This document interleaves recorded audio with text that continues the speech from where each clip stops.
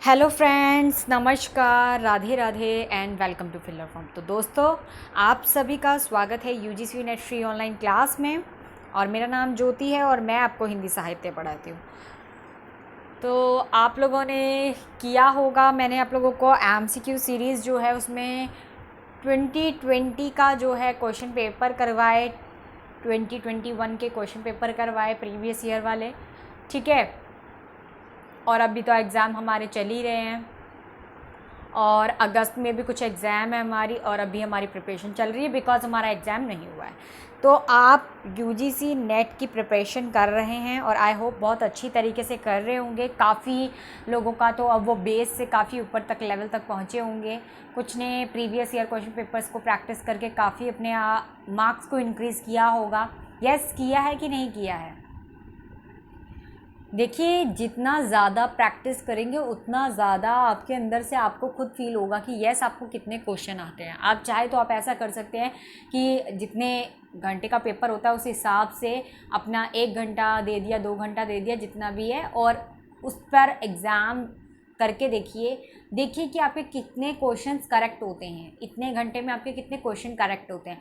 फिर उसके हिसाब से आप जो है मेज़रमेंट कर सकते हैं कि आप कितने क्वेश्चन जो है कितने टाइम पर अटेम्प्ट करेंगे, ठीक है। एक तो इससे क्या होगा, इससे ये होगा कि आपकी स्पीड भी डेवलप हो जाएगी, ठीक है। आपकी स्पीड जो है वो तेज़ हो जाएगी। साथ ही साथ क्या होगा, आपको पता चलेगा किस टाइप के क्वेश्चंस आते हैं। आपको ये भी पता चलेगा कि आपको एक क्वेश्चन के साथ साथ 1000 क्वेश्चंस भी पता चल जाएंगे, ठीक है। तो काफ़ी कुछ आपको बेनिफिट इससे मिलने वाला है। इसीलिए मैं आपको बोल रही हूँ, ज़्यादा से ज़्यादा अब फोकस कीजिए आप एमसीक्यू सीरीज़ में जितना ज़्यादा हो सके। रिवीजन तो हमारी चलनी ही है, तो रिवीजन तो हमने करनी है। बस ये वाला कंप्लीट हो जाए, इसके बाद तो हमारी रिवीजन ही रिवीजन है, ठीक है। लेकिन उससे पहले मैं क्या चाहती हूँ, मैं चाहती हूँ कि आप लोग जितना ज़्यादा क्वेश्चन पेपर हो सकते हैं उतने ज़्यादा क्वेश्चन पेपर कीजिए, क्योंकि उससे क्या होगा, उससे जो बेनिफिट आपका होने वाला है वो कहीं, देखिए मैं आपको वो चीज़ बता रही हूँ जो चीज़ की है, ठीक है। आपको एक एक्सपीरियंस के साथ बता रही हूँ कि यस, आप अगर इस तरीके से चलेंगे तो ज़रूर डेफिनेटली आपका सब कुछ हो जाएगा। क्योंकि देखिए, इतना हम किसी टॉपिक को पढ़ते हैं तो उस टॉपिक्स में से कितने क्वेश्चंस आएंगे ये नहीं है। अब जैसे कि आपने देखा होगा कि पेपर 1 का पेपर हुआ, यस, ठीक है। एग्जाम्पल हम पेपर 1 का ही ले लेते हैं। तो यूजीसी के पेपर 1 का पेपर हुआ है, तो कुछ पेपर देखिए कैसे है। फर्स्ट शिफ्ट में पेपर जो हुआ है, ठीक है, नॉर्मल पेपर था बिल्कुल, ठीक है, मॉडरेट पेपर आया था, ठीक है। अब क्या था कि जैसे 10 यूनिट्स है तो 10 यूनिट्स में कहीं पर क्या हो रहा है, 10 यूनिट्स में से कहीं पे जो है 6 मार्क्स का क्वेश्चन आ रहा है, कहीं पे 5 मार्क्स का क्वेश्चन आ रहा है, कहीं पे 4 to 5 मार्क्स का देखा गया क्वेश्चन, ठीक है। तो इस टाइप के जो है हर यूनिट में से उठ कर आ रहे हैं। अब आप एक यूनिट को ही डीपली पढ़ने पे लगे हुए हैं। मान लो सेकेंड यूनिट है, ठीक है, बोलते हैं यार सेकेंड यूनिट कितनी लेंथी है, तो लोग लग जाते हैं यार बिल्कुल डीपली पढ़ लेते हैं इसको, है ना। तो उस पर जोरों शोरों से जो है लग पड़ते हैं, और बाकियों को सोचते हैं कि यार कोई बात नहीं, इसका तो हमने सारांश किया हुआ है तो कोई बात नहीं, रहने देते हैं, ठीक है। लेकिन मैं आपको ये बताना चाहती हूँ कि 4 जो यूनिट है, फर्स्ट 4 यूनिट, ठीक है, फर्स्ट जो हमारी 4 यूनिट है दोस्तों, 1 to 1 2 जो 4 यूनिट है हमारी, इन यूनिट में तो हम लोग वैसे जो है थ्योरेटिकल करते ही हैं। लेकिन अगर मैं बात करूँ 5 to 10 तक, 5 to 10 तक की बात करूँ, तो यहाँ पर हम लोग जो है फोकस कम करते हैं, ठीक है। तो मैं क्या चाहती हूँ, मैं ये चाहती हूँ कि आप लोग जितना प्रेफरेंस 1 to 4 को दे रहे हैं, आपको पता ही है, जैसे कि मैंने आपको बताया 10 यूनिट से कहीं से 5 क्वेश्चन बनकर आ रहे, कहीं से 4 क्वेश्चन बनकर आ रहे, कहीं से 3 क्वेश्चन बनकर आ रहे, कहीं से 5 to 6 क्वेश्चन बनकर आ रहे हैं, ठीक है। तो यूनिट जो है वो ज़्यादा इंपॉर्टेंट है कि किस यूनिट से कितना ज़्यादा जो है आ रहा है मटेरियल। सो आप किसी भी यूनिट को ज़्यादा प्रेफरेंस देने की कोशिश ना कीजिए। जितना मैंने बताया आप लोगों को, जैसे मैंने आपको बताया क्वेश्चन ज़्यादातर कैसे आते हैं, जेआरएफ का टारगेट है ना, तो किस तरीके के क्वेश्चंस आते हैं, क्वेश्चन आते हैं कि आपने मान लो कि उपन्यास पढ़ा है, ठीक है, कोई भी उपन्यास उठा लेते हैं, तो कोई भी आपने उपन्यास पढ़ा है, उस उपन्यास में जो मेन है, मतलब जो उपन्यासकार है उस उपन्यासकार के बारे में डिटेल्स पूछ लेते हैं, उसने कौन सी कहानियाँ लिखी हैं, उसने कौन कौन से उपन्यास लिखे हैं, उसकी कौन सी कविताएं लिखी है, उसका कब कहाँ जन्म हुआ है, उसका क्या है, मतलब उसके बारे में आपको सारी डिटेल पता होनी चाहिए। तो सो जो साइड मतलब एक तरीके से मैं कहूँ कि बिल्कुल जुड़कर हम तो चल ही रहे हैं, जो सारांश है वो तो हम करते ही हैं, उद्देश्य हम करते ही हैं, लेकिन उससे जो हटकर चीज़ें हैं उन चीज़ों पे आप ज़्यादा फोकस कीजिए, ठीक है। क्योंकि देखिए जो साथ में जुड़ने वाली चीज़ें थी वो सब तो मैंने आपको करवाई ही दी है ऑलमोस्ट, ठीक है। जो भी उससे रिलेटेड क्वेश्चन थे वो सारे मैंने आपको करवाए हैं, लेकिन प्रश्न कहाँ से उठकर आते हैं उसको समझना ज़रूरी है, ठीक है। क्योंकि आप देखिए अगर इजी ही पेपर आने लग गया, मान लो अगर डायरेक्ट क्वेश्चन है कोई भी, ठीक है, कोई डायरेक्ट क्वेश्चन है किसी भी चीज़ को लेकर, झूठा सच का उपन्यास के पात्र है, तो ये तो डायरेक्ट क्वेश्चन हो गया, ठीक है। तो आपने एकदम से बता देना कि भाई ये इसके पात्र है, ठीक है। और बोलेंगे कि इनके पात्र कौन से नहीं है, तो आपको तो पात्रों का नाम पता है क्योंकि आपने वो उपन्यास कर रखा है, तो आप इजीली बता देंगे। अब कोई बच्चे तो है नहीं यार, एक नेशनल लेवल का एग्जाम दे रहे, तो नेशनल लेवल के एग्जाम में क्या क्या डायरेक्ट क्वेश्चन आएंगे? नहीं आएंगे, डायरेक्ट क्वेश्चन नहीं आएंगे, इसलिए मैं बता रही हूँ कि डीपली क्वेश्चन आएंगे। सो हमें स्टडी भी जो है उस हिसाब से करनी है कि हम डीपली स्टडी कर लें, ठीक है। मेरी बात को समझने की कोशिश कीजिए कि जिस तरीके के आप सोच रहे हैं कि आप पूरा फुली रिवीजन कर लेंगे और उस रिवीजन से आपको काफ़ी बेनिफिट हो जाएगा, सो ऐसी बात नहीं है। वो रिवीजन से आपका रिवाइज हो जाएगा। आपको क्या बेनिफिट होगा वो आपको कब पता चलेगा? जब आप ज़्यादा से ज़्यादा एमसीक्यूज करेंगे, ठीक है। जब आप ज़्यादा से ज़्यादा एमसीक्यू करेंगे तब आपको पता चलेगा कि यस यार ये एमसीक्यूज इस तरीके से, मतलब इस यूनिट में से ये जो क्वेश्चन पूछा गया वो इस तरीके से क्वेश्चन घुमा कर आया गया, ठीक है। तो आपको तरीका, तब आपका दिमाग वहाँ पर चलना शुरू हो जाएगा। अभी तक आपका दिमाग कहाँ चलेगा? सिर्फ यूनिट की तरफ ध्यान रहेगा आपका कि यस यार मेरी यूनिट में ये टॉपिक है, ये टॉपिक मुझे पढ़ने हैं, ठीक है। जैसे हम स्कूल में पढ़ते थे, बुक होती थी, बुक के चैप्टर्स होते थे और हम क्या करते थे, उन चैप्टर्स को मैम पढ़ा देती थी, हम वही पढ़ लेते थे, पेपर में वही आ जाता था डायरेक्ट, यही तो होता था। लेकिन वो बात अब नहीं है। अब क्या हो रहा है, अब हमें पूरा चैप्टर तो डीपली पढ़ना ही है, उसके साइड साइड के बिल्कुल मैंने कहा ना ईस्ट वेस्ट नॉर्थ साउथ चारों कॉर्नर आपको पढ़ने हैं, उन चारों कॉर्नर में से कहीं से भी क्वेश्चन उठकर आ सकता है, तब आपको पता चलेगा। और वो कैसे पता चलेगा? कैसे पता चलेगा वो बताइए? एमसीक्यूज से पता करेंगे। जितने ज़्यादा एमसीक्यूज करेंगे उस एमसीक्यूज में आप पूरा उसका east west north south corner पूरा उसका छीन लोगे, तो कोई भी माइका लाल नहीं है जो यार आपको हिला दे, ठीक है। कोई भी आपको जो है आपके टारगेट से हिला नहीं सकता। आपको अपना टारगेट अचीव होगा ही होगा, डेफिनेटली गारंटी है। अब इससे ज़्यादा चीज़ मैं आपको कुछ नहीं बता सकती। मैंने आपको बता दिया कि आपको कहाँ किस डायरेक्शन में जाइए। अब जिसको समझ में आ गया तो वेल एंड गुड, और जिसको समझ में मेरी बात नहीं आई तो भैया अब आपका मैं कुछ नहीं कर सकती, ठीक है। तो सीधी सीधी बात बोल रही हूँ, क्या करना है कैसे करना है वो मैंने आपको बता दिया। अब चलते हैं अपने क्वेश्चंस की तरफ। जैसे कि हमने 65 क्वेश्चंस कर लिए थे, आज उसको कंटिन्यू कर लेते हैं 65 से आगे, और आज उसको फिनिश कर देते हैं। और कल से हम क्या करेंगे, कल से जैसे मैंने बताया आपको रिवीजन करनी है, तो थोड़ा सा टॉपिक पढ़ेंगे और फिर टॉपिक के साथ थोड़े बहुत एमसीक्यूज कर लेंगे, ठीक है। तो उससे आपकी एक यूनिट कंप्लीट हो जाएगी। फिर उसके बाद सेकेंड यूनिट पे जाएंगे, फिर उसके थोड़े टॉपिक पढ़ेंगे, इंपॉर्टेंट टॉपिक्स डिस्कस करेंगे, फिर उसके कुछ एमसीक्यूज कर देंगे। तो इस तरीके से अब हम चलने वाले हैं, ठीक है। तो आपको काफ़ी मज़ा आएगा, और जितनी भी अब हमारी क्लासेस रह गई है, थोड़ी बहुत रह गई है, वो आपके कंप्लीट करेंगे। और आई होप मुझे बहुत जल्दी आप लोगों का रिजल्ट भी अच्छा सुनने को मिले और मुझे बहुत खुशी हो। तो पहले एग्ज़ाम अच्छे से हो जाए, यही है टारगेट। एग्ज़ाम होने के बाद रिजल्ट भी आ ही जाएगा, ठीक है। तो चलते हैं आगे, क्लास शुरू करते हैं।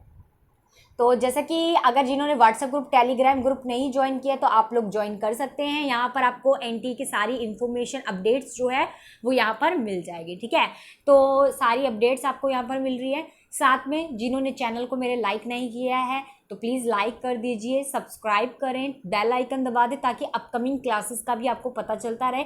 और जिन्होंने मेरी प्रीवियस क्लासेस नहीं देखी वो प्रीवियस क्लासेस भी देख सकते हैं। मैंने सारी यूनिट्स जो है वो कवर अप करवाई है, पूरी 10 यूनिट्स कवर अप करवाई है हिंदी की, वो आप लोग वहाँ पर देख सकते हैं जो न्यू ज्वाइन किया है जिन्होंने, ठीक है। तो जितना ज़्यादा हो सकता है अपने फ्रेंड्स के साथ शेयर करिए यार, मुझे बढ़ाइए यार, क्या कर रहे हैं आप लोग, ठीक है। तो चलिए लाइक कीजिए और जितना ज़्यादा हो सके फटाफट शेयर कीजिए, ठीक है, ताकि पता चले यार ज्योति मैम पढ़ाते थे हमें, है ना। चलिए पढ़ाते हैं। यस, तो एप्लीकेशन की बात कर रही थी मैं। तो एप्लीकेशन जो है प्ले स्टोर से आप इंस्टॉल कर सकते हैं फिल्डर फॉर्म की एप्लीकेशन। यहाँ पर आपको फ्री नोट्स मिल जाएंगे, previous year question papers with answers मिल जाएंगे, 100+ मॉक टेस्ट भी आपको यहाँ पर मिल जाएंगे। 100% ऑफ है, 1 रुपये भी नहीं देना आपको। और जैसे कि हमने 65 तक क्वेश्चंस कर लिए थे, अब उससे आगे चलते हैं। तो चलिए आगे चलने की बारी आ गई है। यस,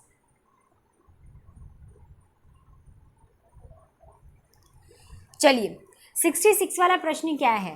निम्नलिखित बोली वर्गों को उनके संबंध बोलियों के साथ सुमेलित करना है। तो संबंध बोलियां अब ये वाला आप लोग बताएंगे, ठीक है, इसको आप कनेक्ट करेंगे। तो करिए कनेक्ट इसको। पश्चिमी हिंदी, पूर्वी हिंदी, बिहारी हिंदी, राजस्थानी हिंदी। यहाँ पे है मेवाती, ठीक है, बुंदेली, बघेली और मगही। ट्रिक्स याद होगी तो बहुत जल्दी हो जाएगा। देखिए मैंने कोई कसर नहीं छोड़ी अपनी पढ़ाने में। अब आपके अंदर कोई कमी है, आपके अंदर अब होगा। मैंने अपनी तरफ से आपको सब कुछ बता दिया, जितना हो सका ट्रिक बता दी, जितना हो सका सब कुछ करवा दिया, और आगे भी बताती रहूँगी जब तक हूँ आप लोगों के साथ।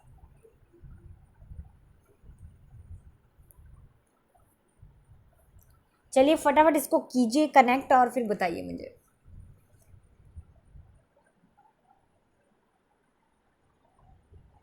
यस, तो इसका आंसर क्या है? सबसे पहले आ जाएगा पश्चिमी हिंदी। पश्चिमी हिंदी का क्या आएगा दोस्तों? बुंदेली। फिर आएगा पूर्वी हिंदी। पूर्वी हिंदी का क्या आएगा? बघेली। उसके बाद आएगा बिहारी हिंदी। बिहारी हिंदी का क्या आएगा आपका? मेघई। और राजस्थानी का क्या आएगा? मेवाती। तो ये इसका बिल्कुल करेक्ट है, ठीक है। चलिए आगे चलते हैं अब अगले प्रश्न की ओर।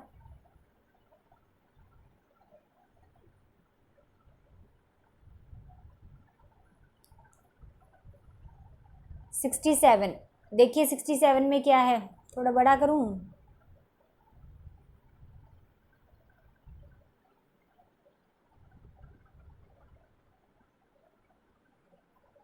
सिक्सटी सेवन वाला क्या है यहाँ पर? निम्नलिखित कवियों को उनकी रचनाओं के साथ सुमेलित करना है, ठीक है। ओहो, आंसर ही दिख गया। तुम बड़े चालाक हो, तुम्हारे चक्कर में आंसर दिख जाता है। चलिए अब यहाँ पर क्या है? चिंतामणि त्रिपाठी, भूषण देव और लाल कवि, ठीक है। और यहाँ पर आपको दे रखा है छत्र प्रकाश, काव्य प्रकाश, छत्रसाल दशक और रस विलास। तो ये आपका है यहाँ पर, ठीक है। अब इसको मैच करना है क्योंकि आंसर तो आपको पता चल ही गया, तो चलिए इसको मैच करते हैं। तो पहले क्या आएगा? चिंतामणि त्रिपाठी। चिंतामणि त्रिपाठी का क्या आएगा आपका? काव्य प्रकाश। उसके बाद आएगा भूषण। भूषण का आएगा छत्रसाल दशक। फिर आएगा देव। देव का आएगा आपका रस विलास। और उसके बाद आएगा लाल कवि। लाल कवि का आएगा आपका छत्र प्रकाश, ठीक है। तो ये इसका सही है। चलिए आगे देखिए, ये इम्पोर्टेंट होते हैं काफ़ी ज़्यादा, ठीक है, ये इम्पोर्टेंट होते हैं।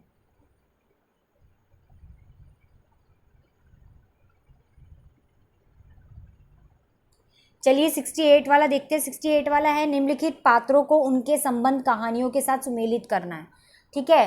तो विशंभर, रणजीत, तरण, नवल किशोर, माया दर्पण, दुलाई वाली, आहुति, मिस पॉल। मिस पॉल, तो ये बताइए इसको किस तरीके से मैच करेंगे?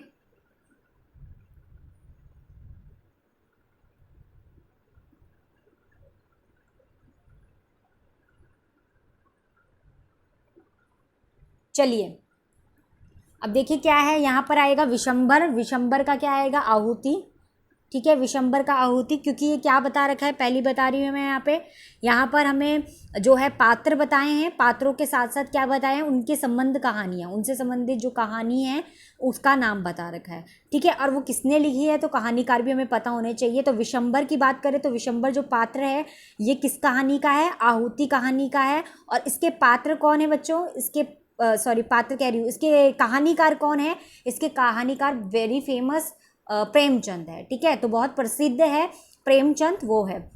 रंजीत की बात करें, रंजीत जो है, रंजीत का है मिसपाल, ठीक है। रंजीत जो है ये मिसपाल जो कहानी है उसके पात्र हैं। और इसके जो कहानीकार हैं उनका नाम है मोहन राकेश। क्या है?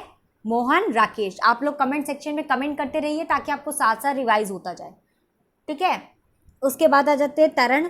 तरण की बात करूँ, तरण जो है इसके, तरण का क्या आ जाएगा? तरण का आ जाएगा आपका माया दर्पण। क्या आएगा? माया दर्पण आएगा और इसके जो कहानीकार है वो है निर्मल वर्मा। कौन है? निर्मल वर्मा। उसके बाद आता है नवल किशोर। नवल किशोर का कौन सा है ये? दलाई वाली। दलाई वाली में नवल किशोर थे पात्र, और ये हमारी कहानीकार कौन है? फेमस बंग महिला। ठीक है, चलिए अब अगले प्रश्न की ओर चलते हैं हम लोग।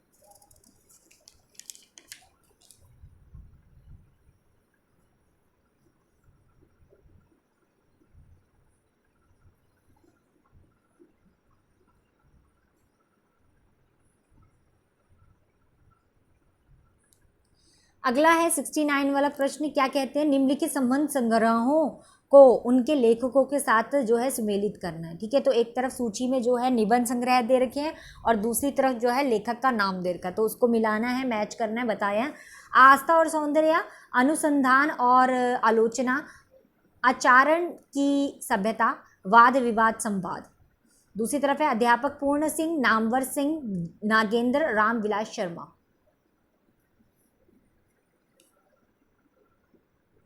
चलिए इसको मैच करते हैं। सबसे पहले बात करते हैं हम आस्था और सौंदर्य की। ये हमारा निबंध संग्रह है जो कि इसके लेखक कौन है? रामविलास शर्मा। कौन है? रामविलास शर्मा। और इसका मैं आपको प्रकाशन वर्ष बता दूं, प्रकाशन वर्ष है इसका 1961। 1961। ठीक है। अनुसंधान और आलोचना जो है ये किसका है? डॉक्टर नागेंद्र। किसका है? डॉक्टर नागेंद्र, और इसका प्रकाशन वर्ष है 1961।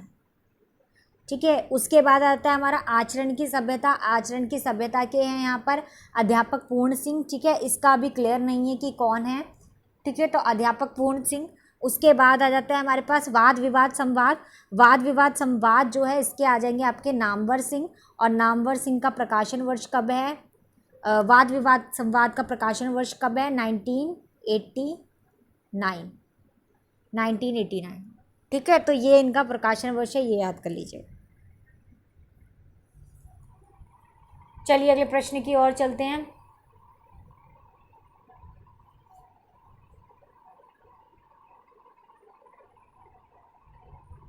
उसके बाद देखिए 70वां प्रश्न हमारा क्या है? 70 वाला प्रश्न है हमारा, सूची 1 में दिए गए कवियों को और सूची 2 में दिए गए कविता संग्रहों में सम्मिलित करना है। रघुवीर सहाय, केदारनाथ सिंह, कुंवर नारायण, सर्वेश्वर दयाल सक्सेना, कांट की गठिया, आत्महत्या के विरोध, आत्मजय, जमीन पक रही है। तो इसको मिलान करना है, करिए।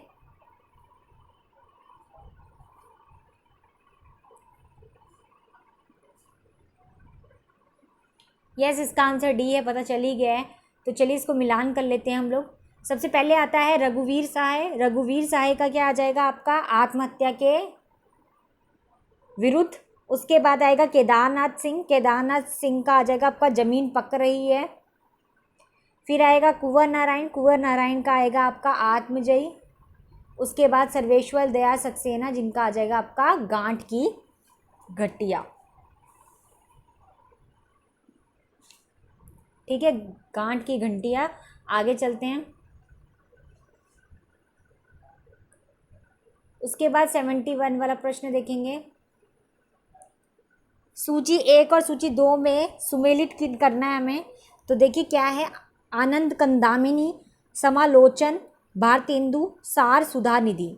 और दूसरी तरफ सूची में दे रखा है सदानंद मिश्र, राधाचरण गोस्वामी, प्रेम घन, चंद्रधर शर्मा गुलेरी। कीजिए इसको मैच, फिर बताइए मुझे। एक तरफ आपको पत्रिका दे रखी है और दूसरी तरफ उनके संपादक दे रखे। पता है ना पत्रिका के तो क्या होते हैं? संपादक होते हैं। जैसे निबंध संग्रह के लेखक होते हैं, ठीक है, पात्र के जो है कोई भी उपन्यास है तो उसके उपन्यासकार होते हैं, कहानी के कहानीकार होते हैं। उस तरीके से जो पत्रिका होती है उसके संपादक होते हैं। तो बताइए इसका सही बताइए।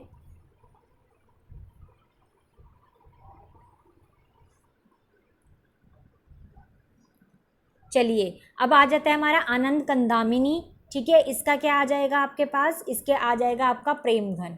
उसके बाद आएगा समालोचन। समालोचन का क्या आएगा? समालोचन का आएगा चंद्रधर शर्मा गुलेरी। उसके बाद आते हैं भारतेंदु, भारतेंदु के आ जाएंगे आपके राधा चरण गोस्वामी। उसके बाद सार सुधा निधि, सार सुधा निधि के आ जाएंगे आपके सदानंद मिश्र। ठीक है, तो ये इसका सही है। चलिए अगले प्रश्न की ओर चलते हैं।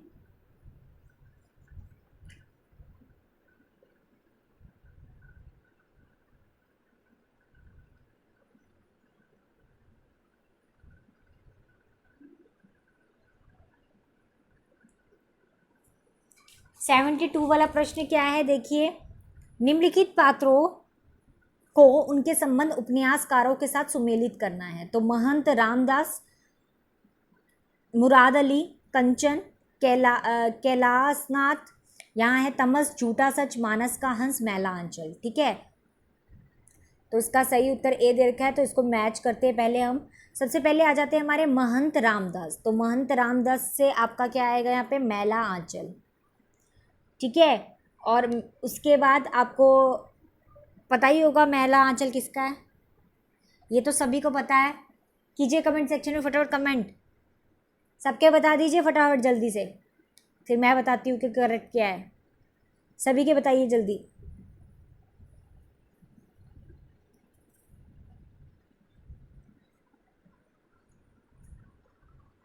महंत रामदास के आ जाते हैं मैला आंचल, जो कि किसके द्वारा रचित है, रेणु। रेणु कौन है, फणीश्वर नाथ रेणु। उसके बाद आ जाते हैं मुराद अली।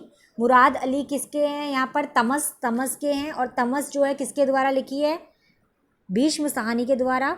उसके बाद आते हैं कंचन। कंचन जो है, कंचन जो है यहाँ पे झूठा सच का है। झूठा सच जो है वो किसके द्वारा रचित है, यशपाल के द्वारा। कैलाशनाथ, कैलाशनाथ आ जाता है आपका मानस का हंस। मानस का हंस जो है वो किसके द्वारा है, नागर के द्वारा। नागर कौन से, अमृतलाल नागर। ठीक है, उनके द्वारा। चलिए अगले प्रश्न की ओर।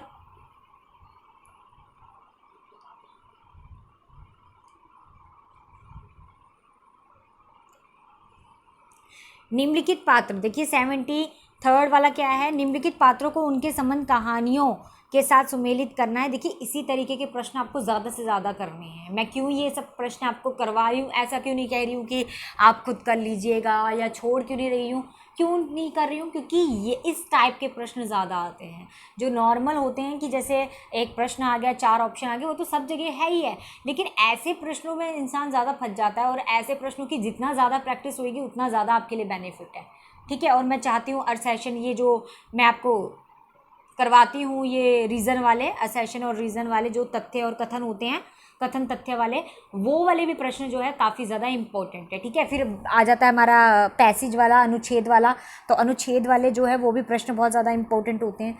तो देखिए आपको दोनों पेपर की तैयारी पूरी रखनी है, लेकिन ज़्यादातर फोकस जो है सेकंड पेपर की तरफ करना है। ठीक है, क्योंकि वो आपका सब्जेक्ट बेस है।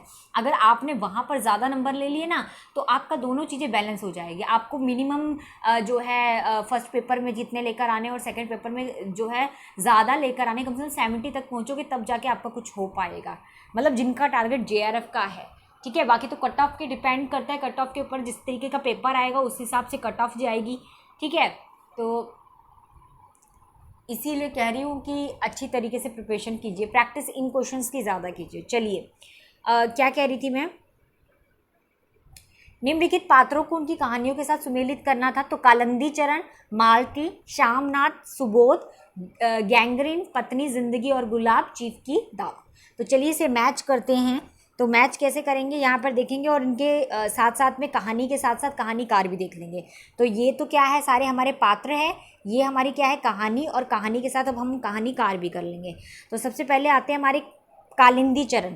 कालिंदी चरण का क्या है, यहाँ पर कालिंदी चरण जो है वो पत्नी कहानी से लिया गया है, और पत्नी कहानी थे जिसके कहानीकार कौन थे, जिनेंद्र कुमार थे। तो वेरी फेमस जिनेंद्र कुमार। उसके बाद आते हैं मालती। मालती किस में थी, गैंग्रीन में। मालती किस में थी, गैंग्रीन में थी। और गैंग्रीन के जो कवि थे वो कौन थे, अगे। अगे जो है गैंग्रीन के कवि थे। उसके बाद आते हैं श्यामनाथ। श्यामनाथ जो है वो चीफ की दावत के थे। चीफ की दावत जो है वो किसके द्वारा लिखी है, भीष्म साहनी के द्वारा रचित जो है कहानी है। उसके बाद सुबोध। सुबोध का आ जाएगा आपका जिंदगी और गुलाब। जिंदगी और गुलाब जो है वो आपका उषा प्रेमवंदा जो है उनके द्वारा जो है रचित है। ठीक है,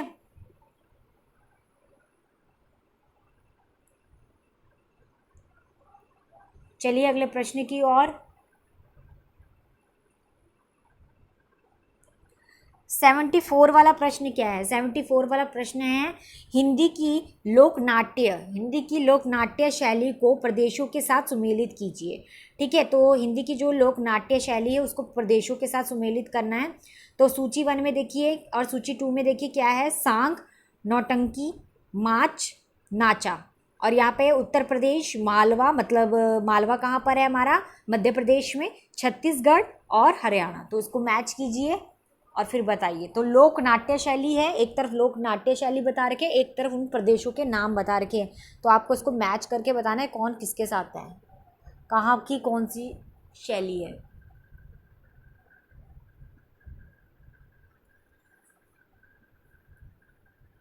चलिए अब बताती हूँ। यहाँ पर आएगा सांग। सबसे पहले सांग क्या है? सांग यहाँ पर आएगा आपका हरियाणा, सांग का आ जाएगा हरियाणा।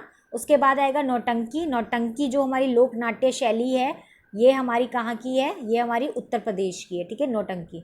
उसके बाद आता है माच। माच जो है वो कहाँ की है? ये हमारी मालवा की है, मतलब मध्य प्रदेश की है।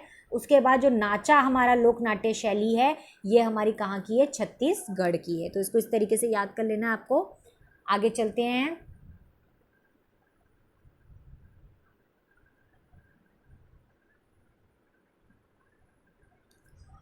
उसके बाद 75 वाला प्रश्न क्या है हमारा? 75 वाला प्रश्न है, सूची 1 को और सूची 2 को सुमेलित करना है। तो यहाँ पर सूची 1 और सूची 2 दे रखी है। तो एक तरफ तो सिद्धांत दे रखे हैं आपको और दूसरी तरफ जो है विचारक दे रखे हैं। सिद्धांत और विचारक जो है आपको दे रखे हैं, ये देखिए अब दिख रहा है। यस, तो एक तरफ सिद्धांत दे रखे, एक तरफ उनके विचारक दे रखे। तो यहाँ रम्य कल्पना किसने दी है? मूल्य सिद्धांत किसने दिया है? परंपरा की अवधारणा किसने दी है? उत्तर आधुनिकतावाद का सिद्धांत किसने दिया है? तो टी.एस. इलियट है एक तरफ, आई.ए. रिचर्ड है, सैमुअल टेलर कॉलरिज है और रोला बार्थ है।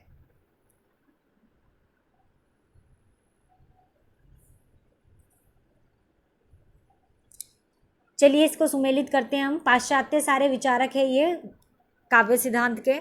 और यहाँ पर देखिए रम्य जो है, रम्य कल्पना जो है, रम्य कल्पना हमारी किसकी है? यहाँ पर सैमुअल टेलर कॉलरिज की है। उसके बाद आ जाता है हमारा मूल्य सिद्धांत। मूल्य सिद्धांत जो है हमारा आई.ए. रिचर्ड ने दिया है मूल्य सिद्धांत। उसके बाद आता है परंपरा की अवधारणा। परंपरा की अवधारणा हमारा टी.एस. इलियट के द्वारा है।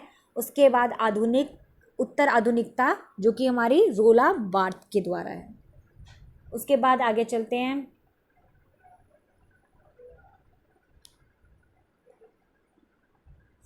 76 वाला प्रश्न क्या है? निम्नलिखित भाषाएं जो है उनके विकास और उनके क्रम के अनुसार उसको व्यवस्थित करना है। तो क्रम के अनुसार उसको व्यवस्थित करना है। प्राचीन संस्कृति, शोर सैनी, लौकिक संस्कृति और पश्चिमी हिंदी। तभी मैंने इसको बिल्कुल उस समय चार्ट को बार बार करवा रही थी, बार बार उसको मैं रिवीजन करवा रही थी कि आप इसे याद कीजिए, याद कीजिए, याद कीजिए, क्योंकि इस तरीके के प्रश्न आएंगे। आपको बता भी रही थी उस टाइम में टाइप, और देखिए आ भी रखा था। तो इसको करना है अब। तो सबसे पहले क्या आएगा भारत के, इसका मैं आपको नीचे वाला ही दिखाती हूँ, देखेंगे ध्यान से।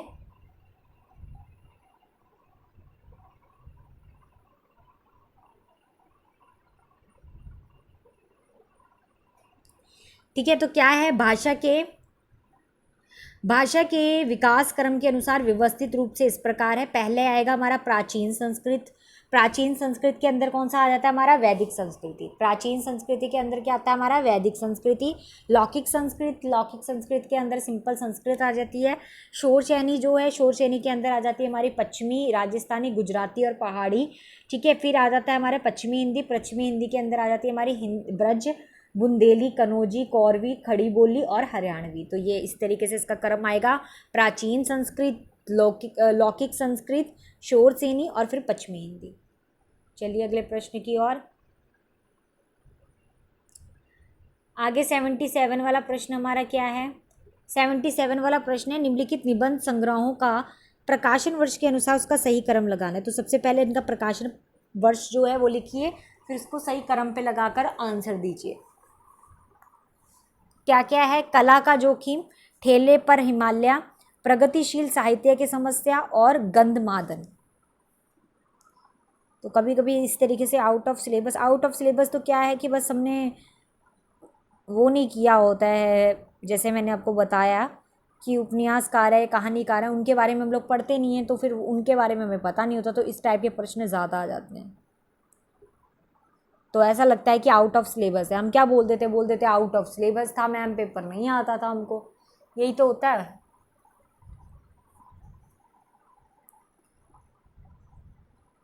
चलिए, तो इसका आंसर क्या है? सबसे पहले आएगा आपका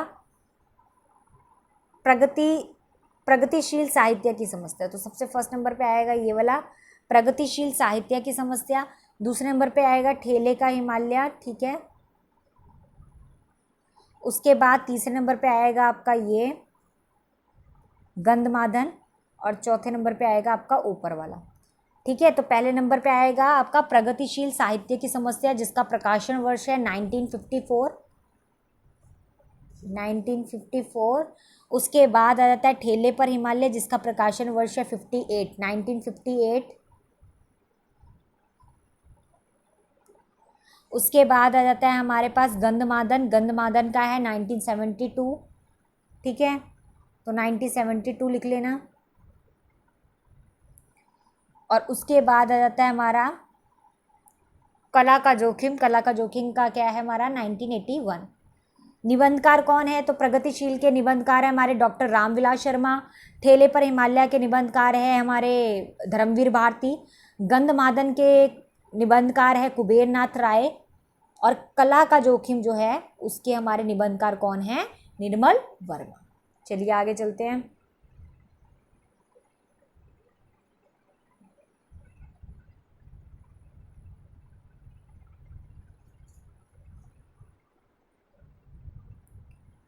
सेवेंटी 78 वाला प्रश्न है, निम्नलिखित अवधारणाओं का काल क्रम के अनुसार जो है सही क्रम बताइए। तो सबसे पहले आए थे यथार्थवाद, विघटनवाद, उत्तर आधुनिकतावाद, फिर है उत्तर संरचनावाद। तो इसका आंसर देखिए सामने ही लिखा हुआ है। सबसे पहले आएगा यथार्थवाद, जिसका प्रकाशन वर्ष कब है? 1617 सदवी जो है शताब्दी का है, 16वीं 17वीं शताब्दी का। उसके बाद आता है हमारे पास उत्तर संरचनावाद जो है 20वीं शताब्दी के मध्य का था। उसके बाद आता है उत्तर आधुनिकतावाद जो है 20वीं शताब्दी का उत्तरार्ध का था। और उसके बाद चौथा आ जाता है हमारा विघटनवाद जो है 1967 ईस्वी में हुआ था। आगे चलते हैं।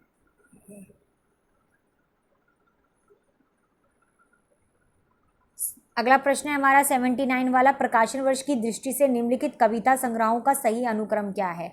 तो नदी की बांक पर छाया, कितनी नावों में कितनी बार, पहले मैं सरनाटा बुनता हूँ, फिर है इत्यलम, ठीक है। तो ये पूरा का पूरा बता रखा है।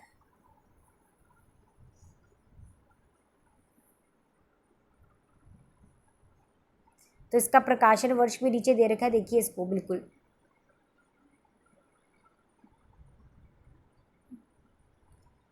देखिए पहले सबसे पहले आएगा इत्यलम जो है इसका प्रकाशन वर्ष है 1946 ईस्वी का।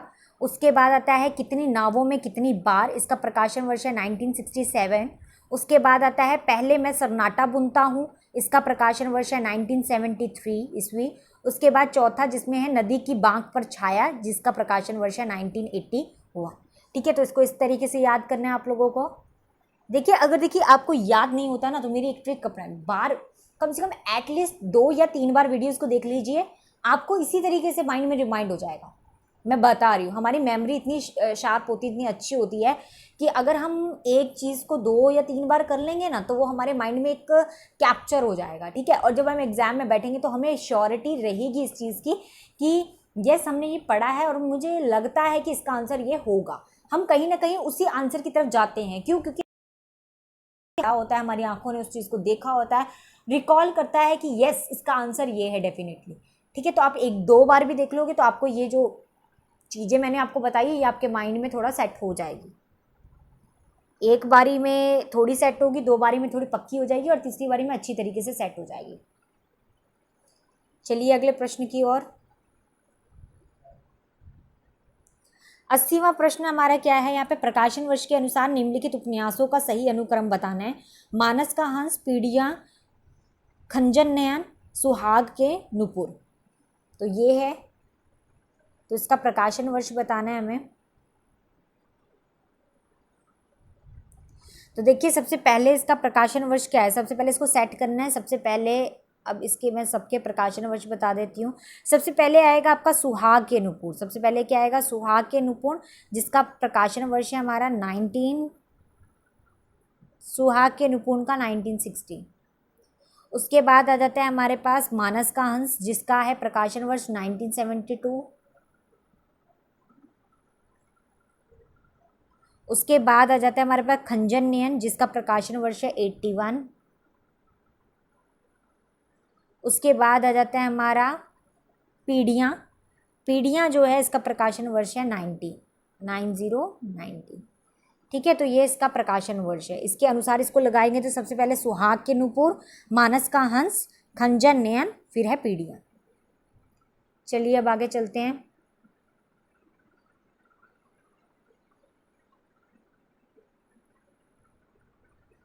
एट्टी वन वाला प्रश्न क्या है हमारे पास, प्रकाशन वर्ष की दृष्टि में निम्नलिखित नाटकों को सही क्रम से लगाना है।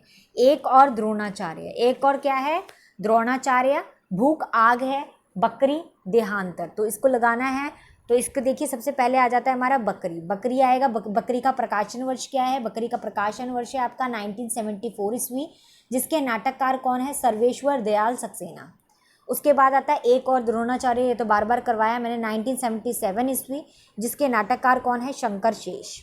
उसके बाद आता है देहांतर। देहांतर का जो है आपके कौन है, इसका प्रकाशन वर्ष है 1987 का, और इसके नाटककार कौन है हमारे पास यहाँ पर, आचार्य नंद किशोर। फिर है भूख आग है 1998 का, और इसके नाटककार कौन है, कृष्ण बलदेव वैद। ठीक है, चलिए आगे आ जाता है 82 वाला प्रश्न, प्रकाशन वर्ष के अनुसार निम्नलिखित निबंध संग्रहों को सही अनुक्रम में लगाना है। तो आदि, अंत और आरंभ, शिरीष की याद आई, रेती के फूल, और त्रिशंकु। ठीक है, तो इसको लगाना है। तो सबसे पहले क्या आएगा आपका, त्रिशंकु ही आएगा। देखिए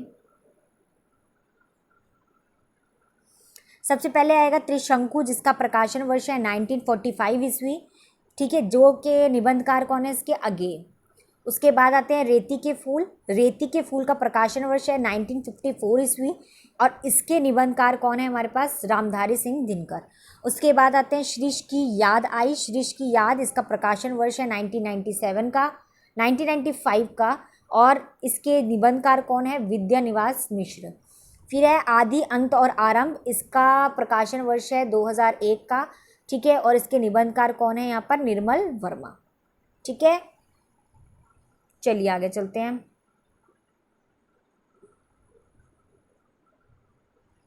एटी थ्री वाला प्रश्न क्या है, तो 83 वाले प्रश्न को करेंगे सबसे पहले।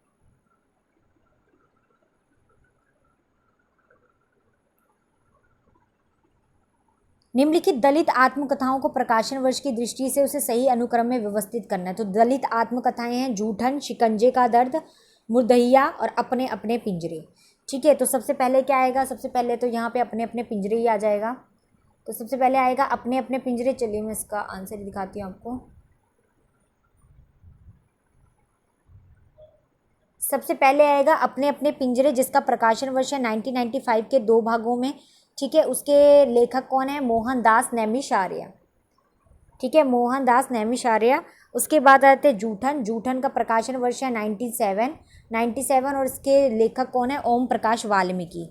उसके बाद है मुर्दहिया। मुर्दहिया की वेरी फेमस, ये बहुत ज़्यादा इंपॉर्टेंट है और इसमें से काफ़ी प्रश्न बनकर आते हैं। ठीक है, और इसका प्रकाशन वर्ष क्या है, 2010 का है, और ये तुलसीदास के द्वारा रचित है। उसके बाद यहाँ पर आ जाते हैं शिकंजे का दर्द। तो यहाँ पर इसका प्रकाशन वर्ष 2011 है, और इसके लेखक कौन हैं, सुशील टाकभोरे। चलिए अगले प्रश्न की ओर। 84 वाला प्रश्न क्या है, मार्क्सवादी समीक्षकों की निम्नलिखित रचनाओं को प्रकाशन वर्ष की दृष्टि से सही अनुक्रम में व्यवस्थित कीजिए। सही अनुक्रम में लगाना है इसे। रामविलास शर्मा जो है यहाँ पर रामविलास शर्मा भारतेंदु युग और हिंदी भाषा के विकास परंपरा, रागे राघव का प्रगतिशील साहित्य के मानदंड, मुक्तिबोध, कमायनी एवं पुनर्विचार, शिव कुमार मिश्र, मार्क्सवाद साहित्य चिंतन, इतिहास तथा सिद्धांत।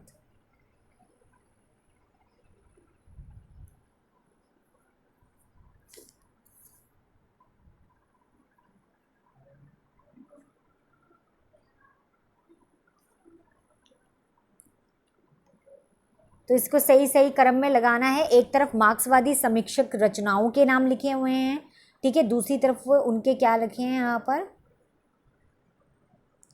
रचनाकारों के नाम लिखे हुए हैं और उनकी जो रचनाएं हैं उनके बारे में लिखा है।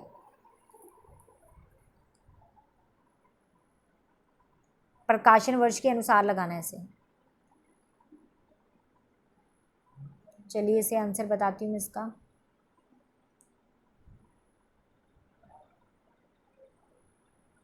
देखिए, ठीक है, मार्क्सवादी समीक्षक रचनाएं, ठीक है, यहाँ पे देखिए रघे राघव, रघे राघव का क्या आएगा, रघे राघव का आएगा प्रगतिशील साहित्य के मानदंड। इसका प्रकाशन वर्ष आपका क्या है, 1954 का है, तो बिल्कुल इसको प्रकाशन वर्ष की दृष्टि से ही लगाना है। उसके बाद मुक्तिबोध आते हैं। मुक्तिबोध जो है, इनकी रचनाएं कौन सी है, कमायनी एक पुनर्विचार, जिसका प्रकाशन वर्ष 1961 ईस्वी में हुआ। उसके बाद आते हैं शिव कुमार मिश्र, जिसकी रचना है मार्क्सवादी साहित्य चिंतन इतिहास तथा सिद्धांत, 1973 में इसका हुआ है प्रकाशन वर्ष। उसके बाद आते हैं रामविलास शर्मा, रामविलास शर्मा जिसके हैं भारतीय हिंदू युग और हिंदी भाषा के विकास परंपरा, जिसका प्रकाशन वर्ष है 1975। तो ये है बिल्कुल सही अनुक्रम। चलिए अगले प्रश्न की ओर।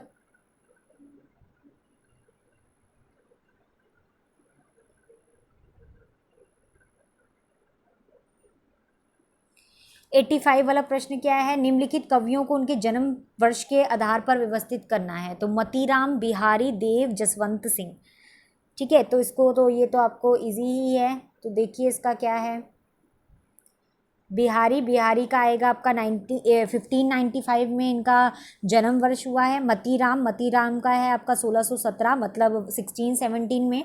जसवंत सिंह मतलब 1626 ईस्वी में। उसके बाद आते हैं देव, देव का है 1673 ईस्वी, ठीक है। आगे चलते हैं।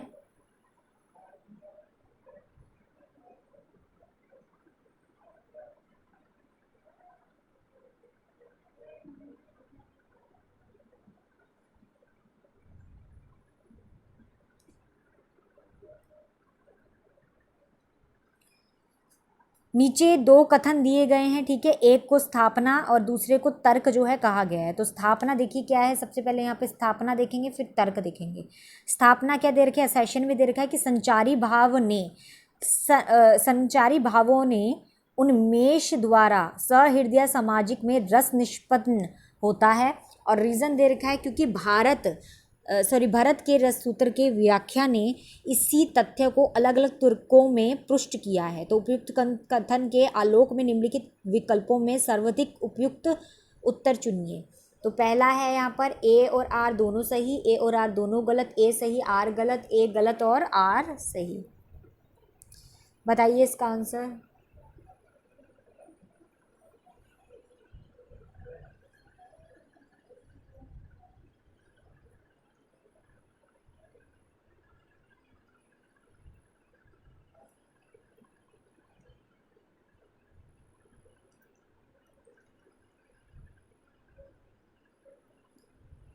यस, तो इसका आंसर क्या है, इसका आंसर है बी, ए और आर दोनों ही गलत है। मतलब ये जो दोनों तथ्य दे रखे हैं ये बिल्कुल गलत है, ठीक है। तो आपको याद रखना है इसको, ये दोनों तथ्य गलत है यहाँ पर। क्योंकि भरत मुनि ने अपनी जो पुस्तक है, उनकी पुस्तक का नाम क्या है, नाट्यशास्त्र। उनकी पुस्तक का नाम क्या है,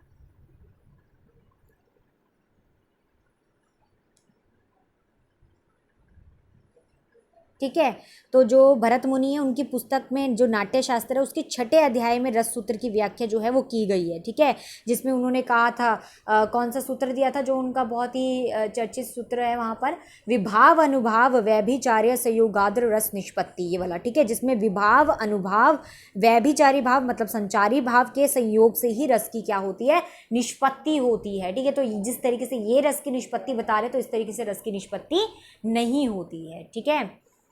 चलिए आगे चलिए अगले प्रश्न की ओर।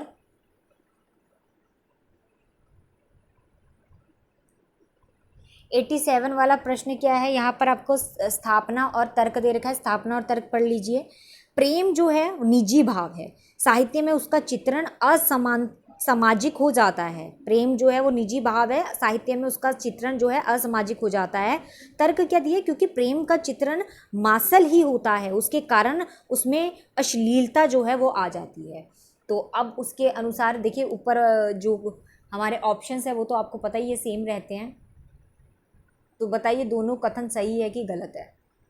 तो यहाँ पर आंसर दे रखा है ए, मतलब ए और आर दोनों ही क्या है, गलत दे रखे हैं। तो दोनों बातें गलत है, क्योंकि अगर बात हम करें, यस दोनों ही यहाँ पर गलत दिए, ठीक है कि दोनों बातें ही गलत है। उसके बाद 88 वाला प्रश्न देखेंगे क्या है। नीचे दो कथन दिए गए हैं। कथन एक में क्या कहा गया है। कथन एक में कहा गया है कि समर्पण सगुण भक्ति का मूल है, जबकि कथन 2 में कहा है कि भक्ति आंदोलन एकमात्र अद्वैतवाद से ही प्रभावित रहा है। ठीक है, तो इस कथन में आलोक निम्नलिखित विकल्पों को सही उत्तर चुनना है। तो उसका उत्तर दे रखा है सी, कि सी जो है सही है, मतलब जो कथन 1 है वो सत्य है, कथन जो 2 है वो गलत है, मतलब ये ठीक है और ये क्या है, गलत है। अब कैसे गलत है वो समझ लेंगे। पहला बोला है कि समर्पण जो है सगुण भक्ति का ही मूल है, तो समर्पण जो है सगुण जो है भक्ति का ही मूल है, बिल्कुल बिल्कुल सही कहा। भक्ति आंदोलन एकमात्र अद्वैतवाद से प्रभावित रहा है, ऐसा कुछ नहीं है कि अद्वैतवाद से प्रभावित रहा है, क्योंकि संपूर्ण जो सगुण है वह भक्ति का मूल है। कथन सत्य है, और ये भक्ति आंदोलन एकमात्र अद्वैतवाद से प्रभावित नहीं रहा, बल्कि भक्ति आंदोलन कई वादों से प्रभावित रहा है, जैसे इस्लाम का एकेश्वरवाद जो है उसका, कि एक ही भगवान जो है एक ही की पूजा जो है की जाए, शंकराचार्य के जो अद्वैतवाद है उससे भी, रामा है उनके विशेष जो द्वैतवाद थे उससे भी, वल्लभाचार्य का जो शुद्धाद्वैतवाद है उससे भी प्रभावित रहा। तो बहुत सारे कई वाद जो थे उन सब से प्रभावित रहा। हम एक की चर्चा नहीं कर सकते कि सिर्फ और सिर्फ अद्वैतवाद से ही प्रभावित रहा। ठीक है, चलिए अगले प्रश्न देखेंगे। अगला 80वां प्रश्न है हमारा, यहाँ पर 89 वाला प्रश्न है। निम्नलिखित कथन की बात कर रहे हैं, ठीक है, इसमें स्थापना और तर्क दे रखा है। दोबारा से स्थापना और तर्क की देखेंगे। स्थापना क्या दे रखी है कि शास्त्रीय विधानों में लोकात्मकता का स्पष्ट झुकाव है। जो शास्त्रीय विधान होते हैं उनमें लोकात्मकता का स्पष्ट सुझाव होता है, ठीक है। जबकि तर्क क्या दे रखा है, इसीलिए तो अभिनय और जो धमीगत स्वभाव है उनमें अनुकूल लोकधर्मी और नाट्यधर्मी भेदों का शास्त्रीय विधान हुआ है। तो ये दोनों बातें कही है, तो इसमें से क्या उत्तर है इसका सही, बताइए।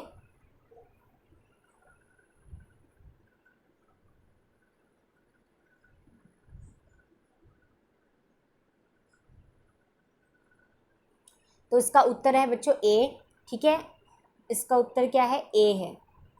ए और आर दोनों ही सही बात कही है कि जो शास्त्रीय विधान है उसमें लोकात्मकता का जो स्पष्ट झुकाव होता है, और इसमें अभिनय के जो धार्मिकगत स्वभाव के अनुकूल लोकधर्मी और नाट्यधर्मी भेदों का शास्त्रीय विधान हुआ है।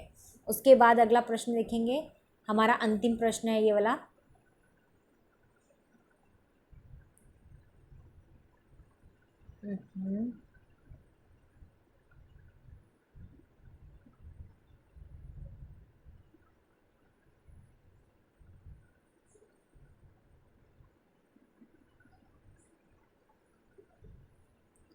कथन पढ़ लीजिए। कथन क्या है, कथन है दलित लेखन स्थापित संस्कृति व्यवस्था का विरोध कर सामाजिक समता का प्रस्ताव करता है, ठीक है। और दूसरा दे रखा है यहाँ पर, ये देखिए दिख रहा है। उसके बाद दूसरा कथन दे रखा है कि दलित लेखन राम मनोहर लोहिया के समाजवादी वैचारिक दर्शन से सर्वाधिक प्रभावित है। तो बताइए इसका उत्तर क्या होगा। तो मेरे हिसाब से तो पहला जो है वो बिल्कुल सही है और दूसरा क्या है, गलत है। और आंसर भी आई थिंक पहला सत्य है और दूसरा गलत है, ठीक है। तो क्या बोलते हैं कि जो दलित लेखन है, दलित लेखन जो है स्थापित संस्कृति व्यवस्था का विरोध कर सामाजिक जो समता है उसका प्रस्ताव करता है, जबकि जो लेखक है राम मनोहर लोहिया उसके सामाजिक वैचारिक दृश्य से स्वाभाविक जो है सर्वाधिक प्रभावित है, ऐसा कुछ नहीं है, ठीक है। क्योंकि जो दलित है वो साहित्य में तात्पर्य दलित जीवन और उनकी समस्याओं के केंद्र में रखकर ही लेखन से हुआ है। दलितों को हिंदू समाज व्यवस्था से सबसे निचले पायदान पर होने के कारण न्याय, शिक्षा, समानता, स्वतंत्रता आदि मौलिक अधिकारों से वंचित रखा गया है। ठीक है, तो इस तरीके से आप इसको करेंगे। अगला क्वेश्चन आप लोगों को खुद करने हैं, आप लोगों को पता ही है कि वो आप लोगों को खुद करने हैं, जिसमें आपको ये पैराग्राफ है, पूरा संत वाला पैराग्राफ दे रखा है 91 से लेके फिर आपके 90 पूरे 100 तक क्वेश्चंस है। 2 पैराग्राफ दे रखे, दोनों पैराग्राफ को पढ़ना है अच्छी तरीके से और पढ़कर उन प्रश्नों के उत्तर देने। तो ये तो काम आपका होता है, क्योंकि आप लोगों को ये होमवर्क जो है, ठीक है, तो ये जो है आप लोगों का होमवर्क होता है। सो अब आप लोग अपना होमवर्क करेंगे। ठीक है, ये होमवर्क आप लोगों का, आप लोग करेंगे से और आंसर्स भी आपको उसमें मिल जाएंगे। ठीक है, तो टेंशन मत करना। तो चलिए अब मिलते हैं हम नेक्स्ट क्लास में। आई होप आपको ये क्लास अच्छी लगी होगी। अच्छी लगी है तो लाइक ज़रूर करें, जितना ज़्यादा हो सके शेयर करें, और मुझसे बात करनी है तो आप लोग मुझे फेसबुक में फॉलो कर सकते हैं। आईडी है मेरी राधे ज्योति, तो RADHEY राधे JYOTI, तो ज्योति, तो राधे ज्योति आईडी है मेरी। तो आप यहाँ पर मुझसे बात भी कर सकते हैं, जो भी डाउट हो, क्वेरी हो तो क्वेश्चन कर सकते हैं। ठीक है, तो चलिए bye, have a nice day, Radhe Radhe.